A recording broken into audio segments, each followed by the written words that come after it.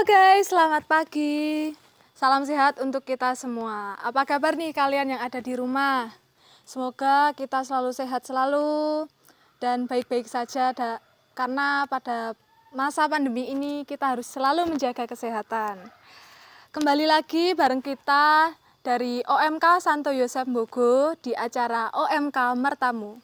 Nah, teman-teman, acara OMK Mertamu ini adalah kegiatan baru dari OMK Mbogo yang dimana kali ini kita akan berkunjung ke salah satu sosok yang sangat familiar di teman-teman paroki Promasan.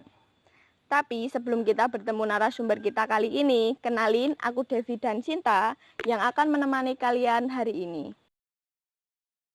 Yap, sebelum kita bertemu narasumbernya langsung, aku bakal kasih clue untuk teman-teman nih. Sosok ini dikenal sekali dengan suaranya yang garang, tetapi ternyata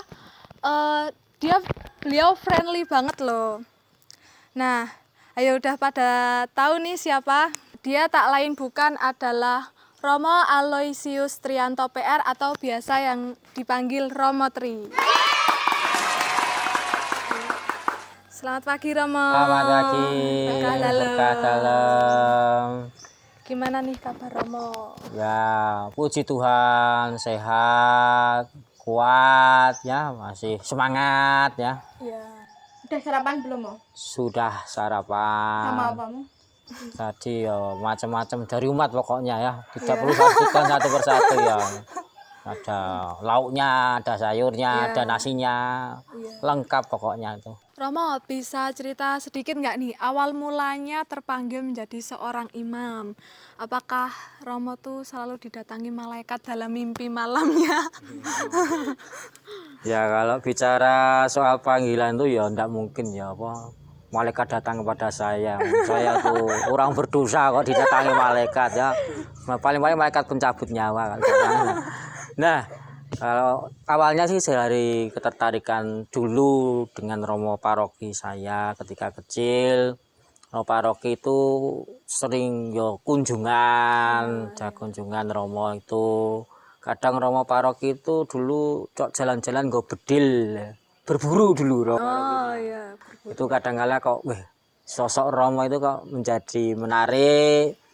Akhirnya setelah lama-lama mengerti bergaul, akhirnya tertarik untuk menjadi imam. Awalnya ya sederhana seperti itu dari pengalaman perjumpaan dengan imam di paroki Mboro ya. Saya kan dari Mboro, maka ya perjumpaan saya dengan Romo paroki Mboro itulah yang dulu menggerakkan saya untuk pengen menjadi Romo, yaitu soal dari kesaksian hidup para Romo itu. Itu awalnya. Selama menjadi pastor ada pengalaman menarik apa aja, Mo? Pernah nggak jatuh cinta sama umatnya sendiri? Apakah atau barangkali Romo juga merasa ada hambatan nggak selama tugas pelayanan menjadi seorang imam? Ya kalau saya menjadi tugas imam ya pengalaman yang menarik itu adalah pengalaman bagaimana ketika melayani di tengah keterbatasan. Artinya bahwa misalnya ketika sudah merasa capek, lelah, harus diminta pelayanan ini, tetapi masih bisa, berarti itu merupakan buah kekuatan dari Allah. Dan saya merasakan Allah yang menyertai terus-menerus, itulah yang menjadi pengalaman menarik saya. Kalau hambatan ya pasti hidup itu ada toh. Hambatan itu pasti ada ya. Entah berbagai macam hambatan, rintangan, penderitaan itu ada, tetapi saya percaya bahwa meskipun ada hambatan, penderitaan, tantangan, tetapi juga masih ada Tuhan Yesus yang selalu menyertai kita. Jadi masih bisa berjalan semuanya gitu. Nah, kalau hubungannya dengan pelayanan nih Romo, pasti ada yang berat dan ada juga yang asik nih. Nah, pelayanan yang berat, apakah Romo pernah mengalaminya? Nah, kalau boleh cerita sedikit Romo. Kalau soal pengalaman berat itu ya bagi saya berat itu ketika diutus jadi mahasiswa S2 ya. Artinya dulu ketika setelah tabisan kan disuruh sekolah lagi. Nah itu yang paling pengalaman sebenarnya tidak saya sukai ya. Ya. Tidak saya sukai, yaitu pengalaman apa? Belajar lagi. Pikir saya setelah ditabiskan itu ya di paroki, terus apa di suatu karya tertentu, ternyata bahwa setelah tabisan ternyata masih harus sekolah lagi. Dan itu yang tidak saya sukai, tetapi harus saya lakukan, jalankan karena ketaatan saya dengan Bapak Uskup yang beri SK gitu. Nah, Romo nih senengnya kalau misa tuh yang di mana? Pastinya Perumasan ya, Mo? Ya, misanya semua misa senang dilakukannya. Tempatnya di mana? Perumasan dong paling. Senang. Kemasan. Tempatnya ya semua itu senang, di mana saya misa itu selalu dilaksanakan dengan senang ya, apa di entah di gereja manapun ya, itu dilakukan dengan penuh senang hati ya. Jadi tidak soal tempatnya, tapi bagaimana suasana hatinya itu. Menurut Romo, umat di paroki Perumasan tuh gimana, Mo? Umat di paroki Perumasan saya rasa juga umat yang hebat-hebat, imannya kuat-kuat kita ya. Loh, jelas ya kuat-kuat. Nah, kita lihat yang mbah-mbah saja ya, yang dari atas sana, dari Keruk jalan kaki sampai gereja. Itu kan jalan kaki sekitar 2 jam ya. Itu berangkatnya, pulangnya nanti 2 jam lagi ya. Berarti 4 jam. Artinya bahwa meskipun dalam situasi mungkin transportasi yang tidak mudah, tapi masih bisa berjalan.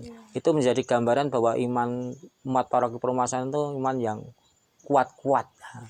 Ya, imannya kuat-kuat ya. Maka ini harapannya juga bisa menjadi keteladanan bagi anak muda nanti ya. Juga nek sing sepuh-sepuh itu ya gelem laku dan sebagainya.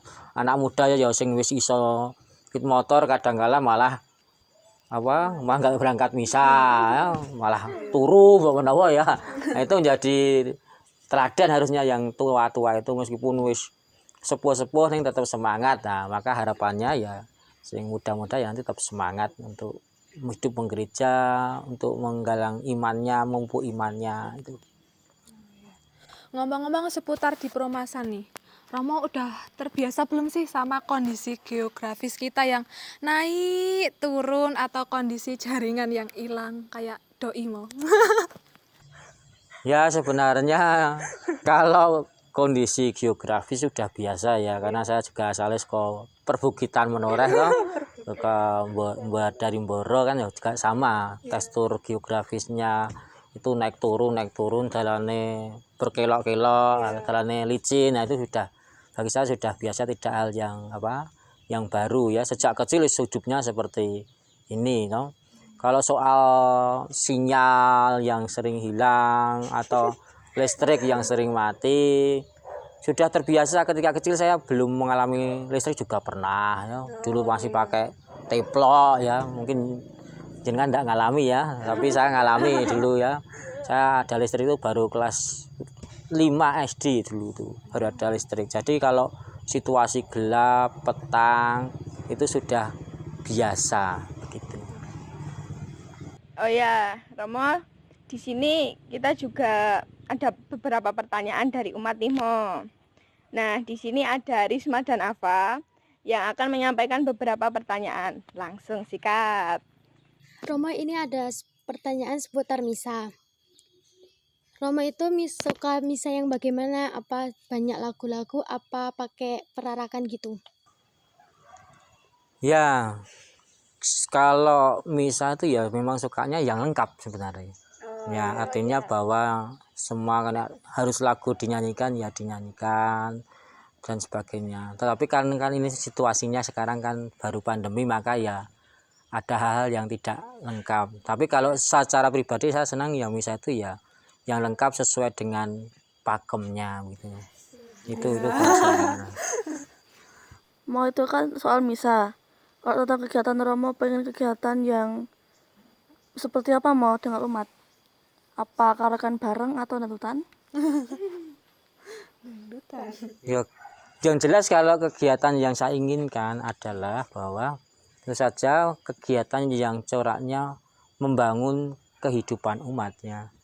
Tidak hanya hura-hura, tidak hanya hahaha, tapi bagaimana justru kegiatan-kegiatan yang bisa mengembangkan satu iman umat, mengembangkan persaudaraan di antara umat, mengembangkan kepedulian sosial di antara umat, sehingga ya kehidupan beriman terjaga, terus hidup bersaudara, guyub, rukun, terus juga kehidupan bersosialnya juga terjadi. Itu adalah kegiatan-kegiatan yang saya rasa menyenangkan seperti itu. Harus mengembangkan iman, memupuk persaudaraan, dan juga memupuk kepekaan sosial begitu.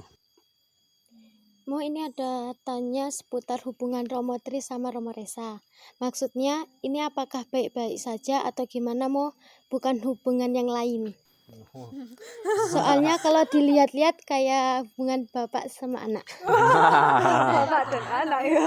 Ya kalau hubungannya ya bagi saya ya kami dapat saling bekerja sama satu sama lain, dan ya memang secara umur mungkin terpaut agak jauh, tapi juga saling mengisi satu sama lain. Artinya kalau Romo Resa kan mewakili generasi yang muda-muda ya. Saya sudah ya mendekati tua lah. Ya meskipun belum tua tapi sudah mendekati tua. Tentu bahwa dari gaya hidupnya mungkin berbeda ya tidak apa-apa. Artinya bahwa memang yang muda ya mungkin dengan gaya yang anak muda, saya yang menyesuaikan yang agak-agak tua begitu. Jadi saling melengkapi satu sama lain, dan selama ini juga hidup bersama ya rukun-rukun ya, makan bersama ya, kadang ya dulan bersama, terus pergi kemana ya bersama-sama, bekerja bersama. Nah itu. Ada lagi nih, Mo. Kalau di hari Valentine gitu, Romo biasa beli coklat buat siapa, Mo? Sering beli coklat nggak mau tiap tahun pas Saya tuh enggak pernah enggak pernah mikir soal Valentine ya. Pernah. Selama hidup saya tuh belum pernah beli coklat ya. Untuk pas hari Valentine loh. Kalau hari-hari biasa tak makan ya pernah ya. Tapi kalau hari Valentine khusus untuk siapa enggak pernah. Karena tidak menjadi adat saya ya, bukan kebiasaan saya ya. Karena sejak kecil tidak mengenal yang namanya Valentine. Jadi ya tidak ada kebiasaan beli coklat untuk siapa, tidak pernah. Gitu. Besok kita beliin, Mo. kalau nganunya mau beliin coklat mau. Terakhir nih, Mo, ada pesan dari umat buat renov Wisma lagi dong. Wah, ini. Wisma mana? Wisma Perumasan dong. Oh, Wisma Ibu. Ya, itu ya direncanakan. Tetapi juga sebenarnya itu ya masih direncanakan, karena juga nunggu ya dana terutama ya, karena keterbatasannya adalah keterbatasan dana, dan juga rupa-rupanya kan dalam situasi pandemi ini kan mencari dana juga tidak mudah ya. Maka ya harus ngerem dulu meskipun sudah direncanakan. Ya untuk tahun ini memang baru nanti membentuk panitianya dulu ya. Dibentuk panitianya dulu baru perencanaan gitu. Tenang, Mo, tapi nanti akan Tuhan cukupkan kan, Mo. Wah. Ada iklan di Romo Resa di belakang. Baru mandi nih. Yang serantil ya.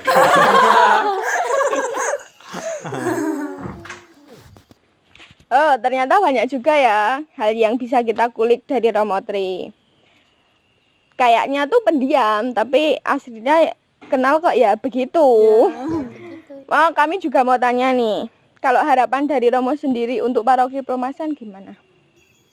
Harapan kepada siapa? Umatnya. Ya harapannya umatnya satu, semakin memiliki iman yang mendalam ya. Jadi sekali dadi wong Katolik tetap Katolik sak lawase. Bukan yo ketemu sing luwih ganteng pindah agama. Ketemu sing luwih ayu pindah agama. Pokoknya tetap imannya kuat ya. Sekali baptis sampai mati. Itu yang pertama. Yang kedua harapannya umatnya semakin guyub ya. Guyub, rukun ya. Gotong royong. Artinya kan iklim persaudaraan itu kalau terlihat umatnya guyup, rukun, gotong royong kan menjadi bergairah. Jadi menjadi gereja yang hidup itu ya.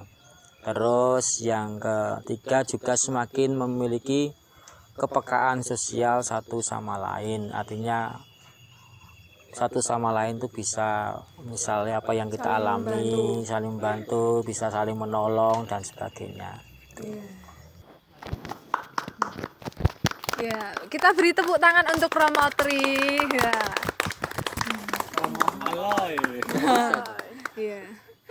Nah, itu tadi ya guys, tentang sisi lain dari Romotri. Jangan lupa nih kalau ketemu Romotri disapa biar nanti terus diajak jajan, ngopi-ngopi gitu ya. Dan segitu dulu ya guys OMK Mertomu di episode 1 ini. Ya, terakhir terima kasih Romotri untuk kesempatannya kita hari ini. Sukses terus ya Mo, semoga kedepannya senantiasa diberkati Tuhan. Amin. Terima kasih juga teman-teman dan sampai jumpa di acara OMK Bogo selanjutnya. See you.